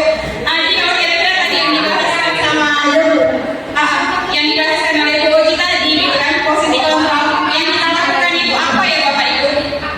Posisi kontrol apa gitu? Kalau ada masalah sedikit di BK langsung dari BK. Di kelas langsung aja open ke BK, gitu. Bagaimana hukum ya Bapak Ibu ya? Nah jadi di paradigma di pembelajaran paradigma baru ini biasanya kan kita itu kan melakukan kalau tidak menghukum memberikan konsekuensi kan gitu, karena kita berpikir dengan memberikan hukuman itu pasti anak akan jerah, padahal belum tentu. Bisa jadi hukuman atau konsekuensi yang kita berikan itu malah membuat anak itu menjadi lebih parah dibandingkan yang sebelumnya. Nah jadi pada pembelajaran paradigma baru itu diperkenalkan pada kita metode terbaru, yaitu adalah tentang segitiga restitusi. Jadi apa itu segitiga restitusi? Segitiga restitusi itu adalah suatu proses di mana kita menciptakan kondisi bagi siswa itu untuk memperbaiki kesalahannya, sehingga mereka bisa kembali pada kelompok mereka dengan karakter yang lebih kuat. Artinya pada saat mereka berbuat salah, mereka memahami kesalahannya itu, kemudian mereka berusaha untuk memperbaikinya. Itu ya dalam tujuan dari kita melakukan segitiga restitusi. Nah, apa langkah-langkah gitu melalui segitiga restitusi itu sebenarnya tujuan kita itu apa? Jadi di sini yang pertama, dengan melakukan segitiga restitusi, kita membantu murid menjadi lebih baik, kemudian memiliki tujuan, kemudian tertanam disiplin positif, serta memulihkan dirinya setelah berbuat salah. Jadi di sini kita tidak lagi berposisi kontrol sebagai penghukum. Kemudian yang kedua, membantu murid untuk jujur pada dirinya sendiri dan mengevaluasi dari dampak kesalahan yang dia lakukan. Jadi anak itu disuruh berpikir sendiri, yang dia lakukan itu dampaknya apa, baik untuk dirinya sendiri maupun orang-orang yang berada di sekitarnya. Kemudian yang ketiga, memberikan penawaran bukan paksaan. Jadi kita memberikan penawaran solusi penyelesaian atas permasalahan yang dia buat, bagaimana dia menyelesaikannya. Jadi itu di situ kita ada diskusi dengan dia. Bukan kita paksa kamu harus buat A, buat B, buat C. Seperti itu. Kemudian, nah ini pada segitiga restitusi, kenapa dia dikatakan segitiga? Karena dia membentuk ada langkah-langkah yang harus dilakukan, dan itu membentuk segitiga yang saling berhubungan. Yang pertama itu adalah menstabilkan identitas. Langkah segitiga restitusi yang pertama itu adalah menstabilkan identitasnya, gitu. Jadi di sini setiap orang itu akan melakukan hal yang terbaik yang bisa dilakukan. Nah seperti itu. Jadi pada saat dia berbuat salah pun, gitu. Mungkin bisa jadi itu adalah salah satu cara dia untuk bisa melakukan yang terbaik, tapi untuk dia belum tentu untuk orang-orang di sekitarnya. Jadi yang pertama, setelah anak melakukan kesalahan, yang pertama kita lakukan adalah bagaimana caranya kita menstabilkan identitasnya dulu. Mungkin pada saat terjadi kesalahan dia buat, kondisi kondisi emosinya lagi meluap-luap bisa jadi. Nah, posisi kita di sini pertama sebelum kita menindaklanjuti berikutnya, yang pertama kita stabilkan dulu identitasnya. Kemudian langkah yang kedua, validasi tindakan salahnya. Dan pada validasi tindakan salahnya itu pada dasarnya kita melakukan sesuatu itu pasti memiliki alasan. Sama halnya kita berada di dalam ruangan ini pasti ada alasan tertentu dari kita masing-masing kenapa kita di sini. Sebenarnya ada pilihan kan, kita boleh di sini atau tidak sama sekali. Nah, setelah di dalam kita bisa mendengarkan atau tidak mendengarkan, itu juga itu pilihan kita sendiri dan kita punya alasan untuk itu. Jadi pada saat Anda melakukan kesalahan, kita perlu validasi tindakan salahnya itu. Kemudian yang ketiga yaitu adalah menanyakan keyakinannya. Menanyakan keyakinannya itu apa motivasi internal dalam dirinya melakukan dan nanti apa yang akan dilakukan perubahan itu. Nah, seperti itu. Jadi pada tahapan segitiga dan diskusi tadi sudah disebutin, tapi ini lebih luasnya pemaparannya. Pada saat kita menstabilkan identitasnya, ini ada beberapa contoh kalimat yang bisa kita ajukan kepada anak-anak. Itu yang pertama, misalnya ini, pada saat kita memanggil anak itu, pada tahapan menstabilkan identitas, kita bisa buat ini, kita sampaikan ke anaknya, berbuat salah itu tidak apa-apa. Tidak ada manusia yang sempurna. Gitu. Itu dulu. Jadi kalau dengan cara seperti itu, kalaupun dia mau curhat, dia sudah tidak ada tekanan. Artinya pada saat posisi itu dia merasa dia sudah diterima. Kemudian yang kedua, kita bisa pakai kalimat saya juga pernah melakukan kesalahan seperti itu. Kita bisa menyelesaikannya ini. Jadi kita yakinkan juga di situ. Sekaligus menstabilkan. Mungkin pada saat itu dia kan mau atau gimana merasa disalahkan. Kemudian yang ketiga bisa kita pilih kalimatnya itu, Bapak Ibu tidak tertarik dan tidak tertarik mencari siapa yang salah, tapi Bapak Ibu ingin mencari solusi dari permasalahan ini. Jadi pada saat anak melakukan kesalahan, kita nggak langsung siapa yang salah kamu, enggak. Gitu. Jadi kita berusaha meyakinkan dia posisi kita tidak sedang menghakimi dia. Kemudian yang seperti itu kita bisa untuk menstabilkannya, kita bisa mengatakan kamu berhak merasa begitu di dirinya dulu. Nah, setelah ini nanti dapat, baru kita lanjut ke tahapan yang kedua, yaitu adalah validasi tindakan yang salah. Nah, kalimat-kalimat yang bisa kita ajukan dalam prosesnya itu seperti ini, bisa kita ajukan yang pertama, padahal aku bisa melakukannya lebih buruk dari dia. Artinya kita mau bilang ke dia yang dia buat itu masih bisa ditoleransi, tapi dengan kalimat yang seperti ini. Ya, jika kalau dia bilang padahal kamu bisa melakukan hal yang lebih buruk dari ini. Gitu. Artinya kita pro ke dia dulu untuk supaya dia nanti pelan-pelan menyadari kesalahannya. Kemudian yang kedua, kita bisa pakai kamu pasti punya alasan mengapa melakukan itu. Tadi yang seperti penjelasannya, setiap orang itu melakukan sesuatu pasti ada alasannya.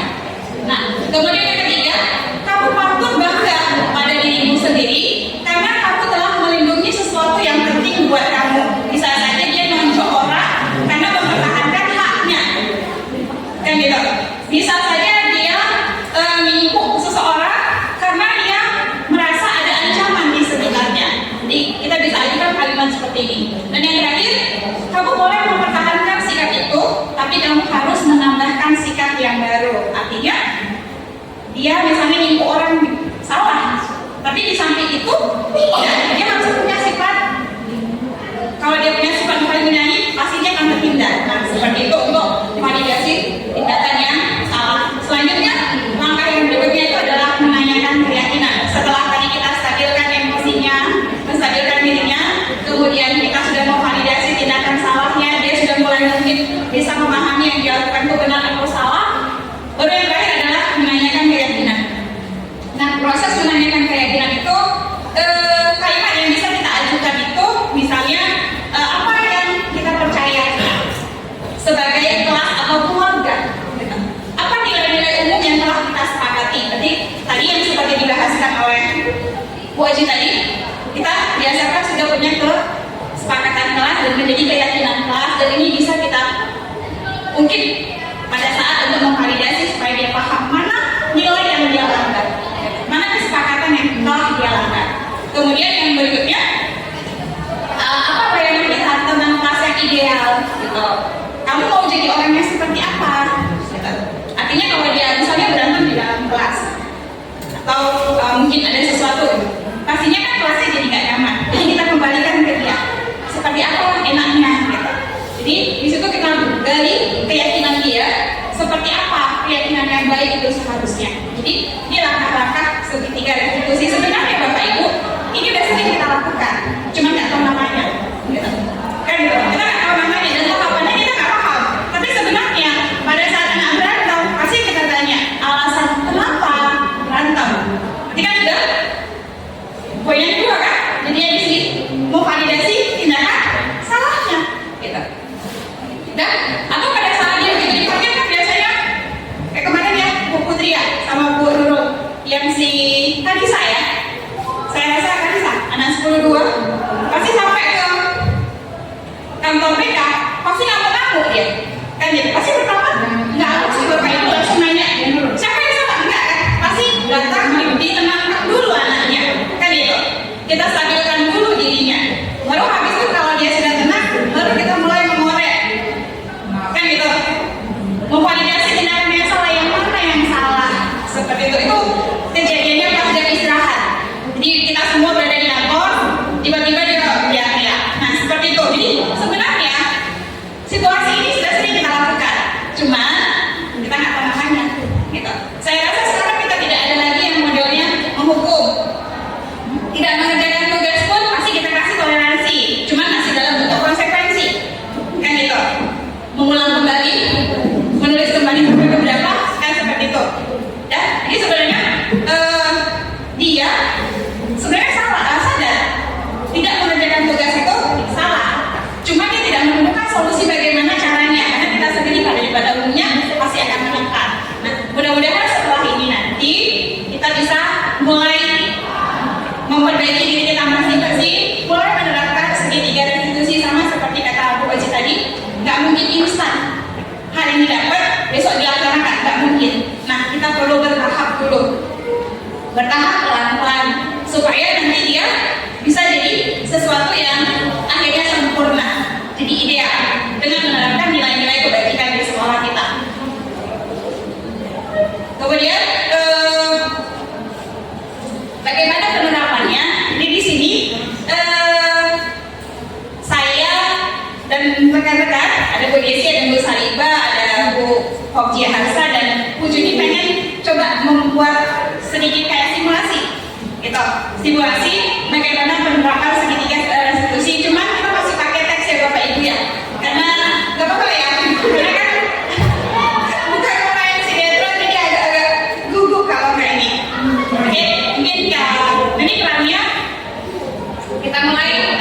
Saya bertindak sebagai guru dan Bu Desi berperan sebagai muridnya.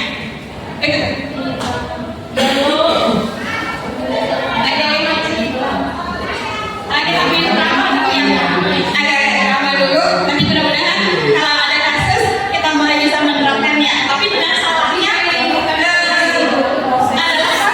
Mungkin nanti juga kita diskusi bagaimana supaya betul-betul idealnya. Ya, Bapak Ibu, saya mulai ya cek-ceknya nih. Kamera, Ya, memang Bu Desi mantan murid.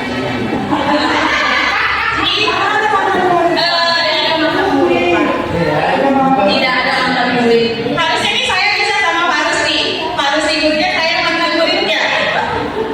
Ya, saya punya Pak Rusli di SMP. Oke? Berarti Pak Rusli masih muda ya? Masih. Masih muda dia. Karena muridnya kedua.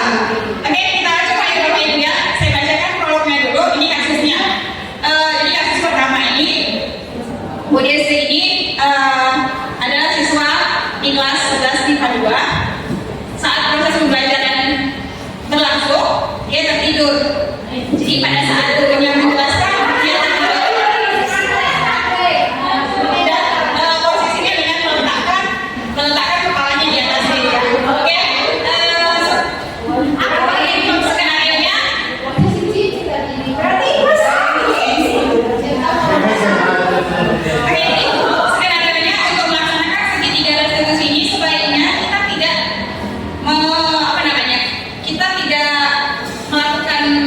tindakannya itu langsung di depan kelas, tidak.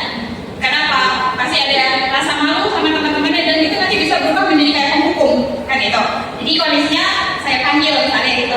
Jadi setelah selesai pembelajaran, saya juga akan bilang, oke, saya akan bilang ya, maaf ya Bu Desi ya, saya tunggu langsung nama ya. Oke, setelah kegiatan pembelajaran selesai, saya datangin Bu Desinya. Des, nanti setelah jam istirahat ke kantor Ibu ya. Baik Bu.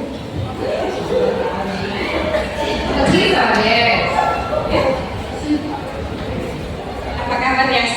Baik Bu. Oke, alhamdulillah. Tadi saat Ibu mengajar dalam kelas, Ibu melihat Desi itu tertidur sampai pulas sekali. Menurut Desi, tidur di dalam kelas saat pembelajaran berlangsung itu merupakan sebuah kesalahan, tidak ya? Iya Bu, itu adalah kesalahan. Saya sudah 3 kali saya tidur di jam pelajaran Ibu.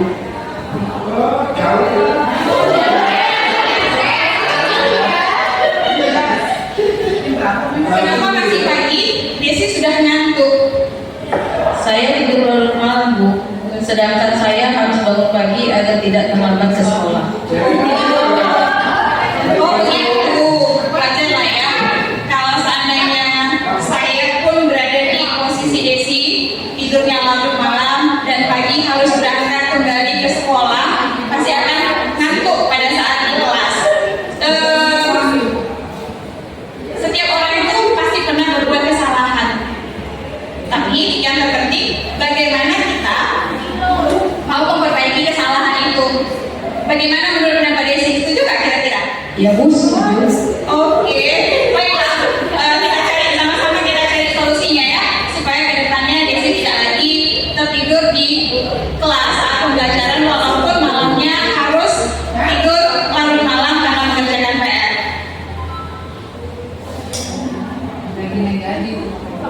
Nah, di sini pasti Desi punya alasan, gitu. Pasti Desi punya alasan. Dan tidur sampai larut malam. Selain mengerjakan tugas, saya rasa kalau mengerjakan tugas itu kan sebentar. Selain mengerjakan tugas, ada lagi nggak alasan yang lain sehingga Desi tidurnya larut malam? Iya Bu, saya sering larut malam tidurnya karena saya tidurnya sambil main HP. Ya biasa Bu, namanya juga masih muda, jadi sering main HP sampai tengah malam, jadi kurang tidur Bu. Desi tahu keyakinan kelas mana yang sudah kita sepakati? Apakah saja? Tahu Bu. Kalau tidur di dalam kelas saat jam pembelajaran, apakah keyakinan kelas kita? Kalau tidur di dalam kelas saat jam pembelajaran, keyakinan kelas mana yang Desi? Tahu nggak Desi keyakinan kelas mana yang Desi langgar? Tidak ingat Bu. Oh gitu. Ya, menurut Desi, keyakinan kelas itu benar? Masa nggak ingat sama sekali mana yang dilanggar? Ada beberapa keyakinan kelas kita. Oh iya Bu, baru saya ingat, disiplin dan menghormati guru Bu. Menurut Desi penting nggak disiplin itu? Sangat penting Bu, karena mengajarkan saya untuk menghargai dan menggunakan waktu sebaik-baiknya, yaitu baik untuk belajar, tidur, dan bermain Bu. Betul sekali. Waktu itu sangat penting bagi kita. Waktu itu adalah uang. Jadi kedepannya Desi harus pandai-pandai untuk mengatur waktu, kapan untuk mengerjakan tugas, kapan untuk bermain game sehingga tidurnya tidak larut malam lagi. Iya Bu, saya akui saya salah. Saya menyesal dan maaf ya Bu, saya sudah tertidur di saat Ibu mengajar. Iya, bagus sekali nak. Kamu sadar dengan kesalahanmu dan kamu sudah melakukan dan kamu sudah meminta maaf. Menurut kamu, apa yang akan kamu lakukan agar kamu tidak tertidur lagi saat jam pelajaran berlangsung? Saya akan tidur lebih awal Bu, tidak begadang lagi dan menggunakan waktu sebaik mungkin Bu, sehingga saya tidak tidur lagi di jam pelajaran itu. Oke, baik Des, kamu sudah menemukan solusinya. Untuk kebaikan kamu ke depannya, saya akan berkoordinasi dengan orang tua kamu agar kamu tidak begadang dan tertidur lagi di kelas. Sekarang kembali ke Ya Bu, terima kasih. Oke, Bapak Ibu, kira-kira seperti itu ada demonstrasinya. Tapi mungkin masih banyak kekurangannya ya kan. Walaupun kadang-kadang untuk menahan, apalagi pada saat ditanya anaknya, tahu nggak jawabannya enggak, terus terang aja salsa kita langsung naik ya kan gitu. Setiap ditanya, pastinya seperti itu. Tapi kedepannya setelah kita mempelajari tentang paradigma baru ini, ingat di sini kita berfungsi sebagai penuntun siswa untuk menemui untuk bisa bahagia baik sebagai individu maupun sebagai masyarakat. Jadi jangan kita tidak berperan sebagai penuntut. Mungkin pelan-pelan pastinya akan kita ubah cara yang selama ini kita lakukan. Baik benarnya itu nggak ada munisi sebenarnya. Bagaimana keyakinan kita saja, tapi ke depannya bagaimana kita menciptakan merdeka belajar itu dan menciptakan siswa-siswa yang berkarakter profil pelajar Pancasila. Sebenarnya berikutnya ada videonya, saya lanjutkan saja, saya teruskan saja karena nanti ada kasus kedua yang kejadiannya agak sedikit berbeda. Kita tampilkan dulu supaya ada perbandingan ini kalau yang seperti ini, kalau yang seperti ini. Pada Bu Juni dan Bu Komisi Rasa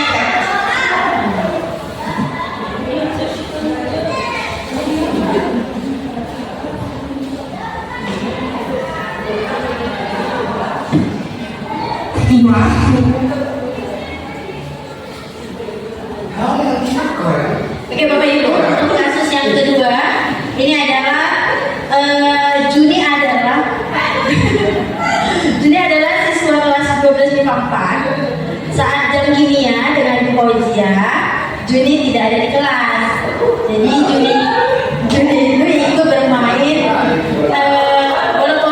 bola voli dengan teman dari kelas lain. Saat dilihat dari lapangan ternyata ada Bu Fauzia yang sedang mengajar dan menjelaskan di depan kelas. Juni pun berlari dan menutup pintu untuk masuk ke kelas. Ya, masuk. Ya, Ibu. Dari mana kamu, Juni? Dari lapangan Bu. Kamu tahu kan ini jam belajar? Iya Bu, maaf Bu. Namanya ibu guru apa ya? Oke, jadi nanti sampai saya di rumah saya ya.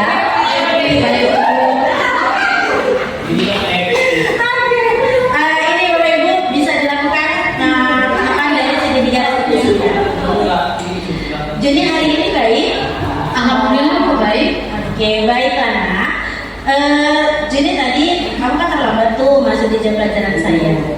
Saya sudah menjelaskan materi di saat itu, lalu kamu baru masuk. Apakah hal ini sudah sering kamu lakukan, John? Iya Bu, ini sudah yang kedua kali Bu. Maaf ya Bu. Begitu ya Juni. Setiap orang pasti pernah berbuat kesalahan ya nak ya.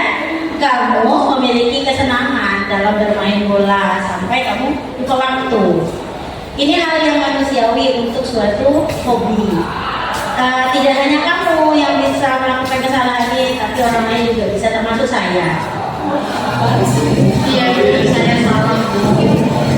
Saya yakin kamu berbuat seperti ini ada alasannya. Apa yang menjadi alasan kamu, nak? Iya maaf Bu, saya terlalu asik Bu main bola voli karena voli itu menjadi hobi saya Bu, membuat saya jadi tumbuh besar.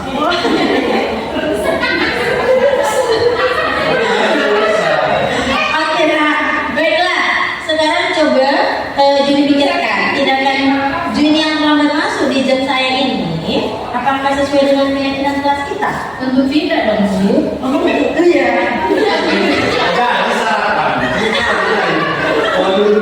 Jadi menurut kamu nak, keyakinan kelas apa yang sudah kamu langgar? Tentunya disiplin dan menghargai guru Bu. Oke, betul. Jadi menurut kamu menghargai guru itu penting atau tidak? Wah ya sangat penting Bu. Iya, baik, kalau menurut kamu itu penting, maka keyakinan kelas apa yang harus kamu lakukan pada saat kamu ada di sekolah dan jam belajar sudah mulai?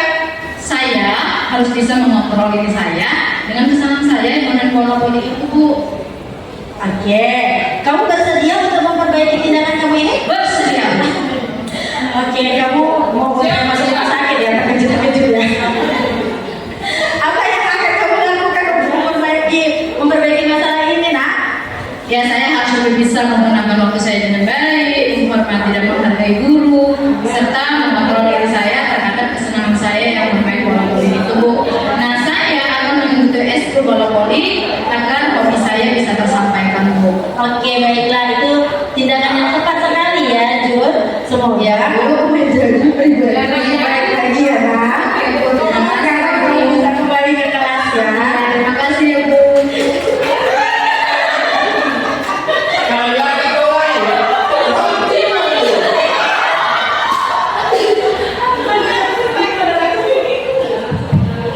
Oke, Bapak Ibu, terima kasih atas waktunya yang telah bersedia mendengarkan diseminasi kami dalam budaya positif ini.